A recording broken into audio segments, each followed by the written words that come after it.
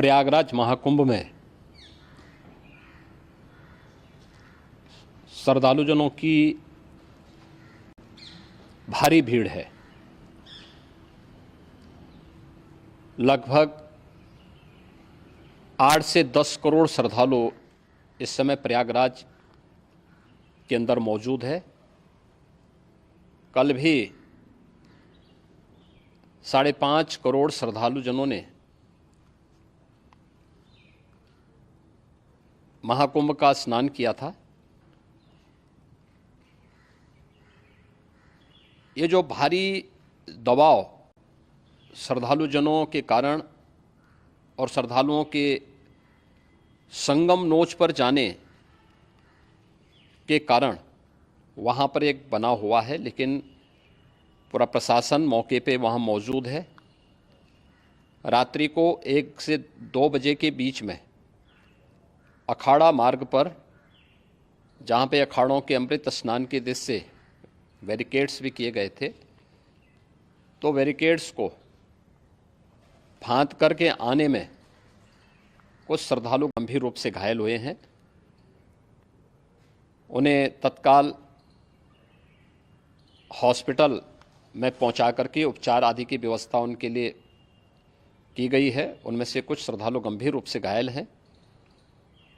लगातार प्रशासन स्थानीय स्तर पर श्रद्धालुओं की सकुशल स्नान कराने के दृष्टि से रात्रि को कल सायंकाल 6:30-7 बजे से ही मौनी अमावस्या का मुहूर्त प्रारंभ होने के बाद से ही लगातार लगा हुआ है।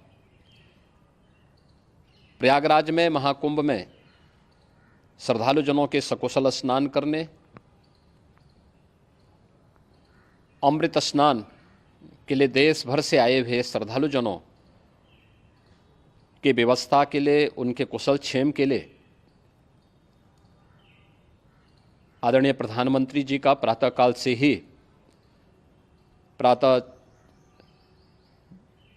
से ही उनके लगभग 4 बार प्रधानमंत्री जी ने हालचाल लिया है। माननीय गृह मंत्री जी ने, माननीय राष्ट्रीय अध्यक्ष भारतीय जनता पार्टी श्री JP नड्डा जी ने, माननीय गृह मंत्री श्री अमित शाह जी ने भी, और प्रदेश की माननीय राज्यपाल श्रीमती आनंदीबेन पटेल जी ने भी लगातार जानकारी लेकर के सभी के कुशल क्षेम और सकुशल स्नान कराने के बारे में निरंतर रिपोर्ट ले रहे हैं।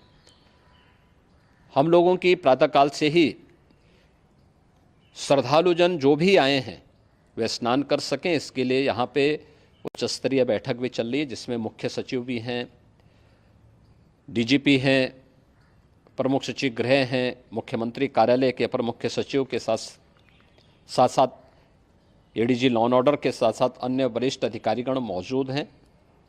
प्रयागराज में हालात वर्तमान में नियंत्रण में हैं, लेकिन भीड़ का दबाव बहुत बना हुआ है। अखाड़ा परिषद से जुड़े हुए पदाधिकारियों के साथ मैंने स्वयं भी बातचीत की है। आचार्य महामंडलेश्वरों से भी, पूज्य संतों के साथ भी मेरी बातचीत हुई है, और पूज्य संतों ने बड़ी ही विनम्रता के साथ इस बात को कहा है कि नहीं, श्रद्धालुजन पहले स्नान करेंगे और फिर जब उनका दबाव कुछ कम होगा और वे सकुशल वहाँ से निकल जाएंगे, तब हम लोग स्नान करने के लिए संगम की तरफ जाएंगे। अभी पहले श्रद्धालुजनों को, चूँकि देश भर से आए हैं, तो इसके लिए उन्हें सभी अखाड़े इसके लिए सहमत हैं और सभी लोग इस व्यवस्था के साथ जुड़े हुए हैं।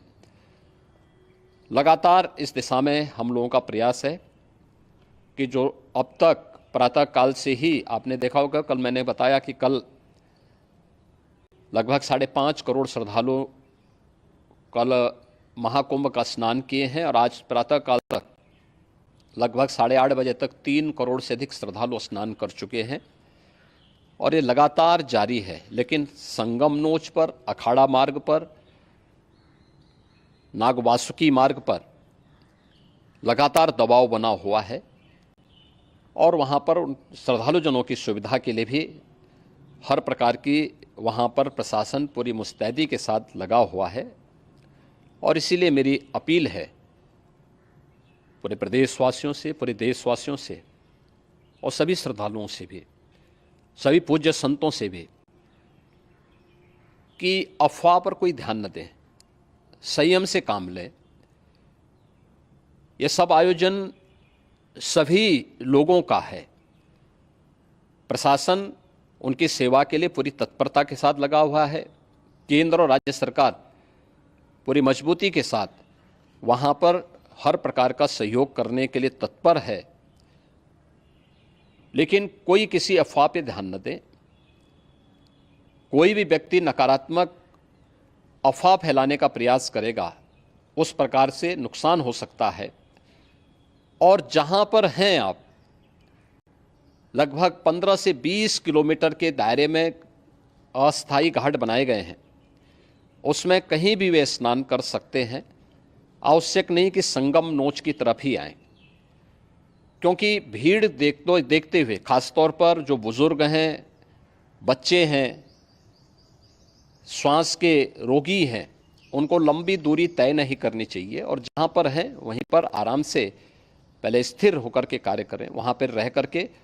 और जो नज़दीक के घाट हैं, उसी नज़दीक के घाट में स्नान करेंगे। सब गंगा जी के ही घाट हैं और गंगा जी के इस घाट में वही पुण्य प्राप्त होगा। ये मौनी अमावस्या है। मौनी अमावस्या में स्नान का महत्व है। संगम में स्नान का दबाव बहुत ज़्यादा है, इसलिए सभी लोग अगर वहाँ पे इसमें अपना सहयोग करेंगे तो सकुशल हम सभी श्रद्धालु जनों को वहाँ पर स्नान करने में सफल होंगे और फिर इसके उपरांत अमृत स्नान के लिए पूज्य संतों से भी